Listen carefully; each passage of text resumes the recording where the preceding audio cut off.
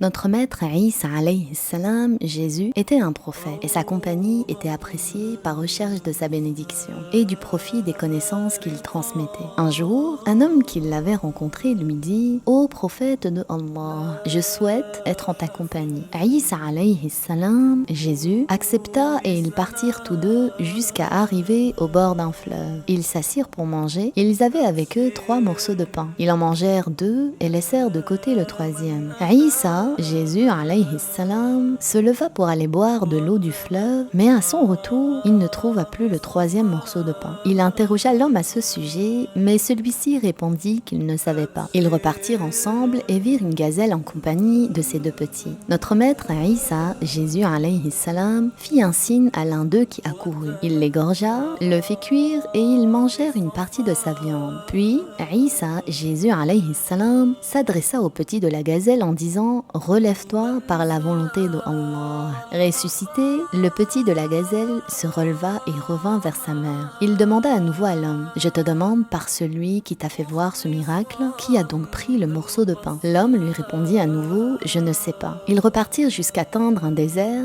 Isa alayhi salam ramassa un peu de sable et dit: Deviens de l'or par la volonté de Allah. Le sable se transforma alors en or. Il le partagea en 3 parts et il dit: Un tiers sera pour moi, un tiers pour toi, et le dernier tiers sera pour celui qui a pris le morceau de pain. Les yeux de l'homme brillèrent et il dit: C'est moi en réalité qui a pris le morceau de pain. Notre maître Isa alayhi salam lui dit alors de prendre la totalité de l'or, puis il le quitta. Quelques instants plus tard, 2 voleurs vinrent et voulurent tuer cet homme pour lui prendre son or. Il leur dit: Je suis prêt à le partager en 3 avec vous. Ils acceptèrent, puis il leur dit: L'un de vous va partir au village pour nous acheter de la nourriture. L'un d'entre eux partit et acheta de la nourriture. Le shaitan lui suggéra une ruse et l'homme se mit à y penser en se disant: Pourquoi vais-je donc partager avec eux cet or? Je vais mettre du poison dans cette nourriture pour qu'il meure et je pourrai prendre la totalité de l'or. Il mit alors du poison dans la nourriture. Au même moment, les 2 autres avaient comploté pour l'assassiner dès son retour, afin qu'il partage à eux 2 cet or. À son retour, ils le tuèrent, puis mangèrent la nourriture empoisonnée et moururent à leur tour.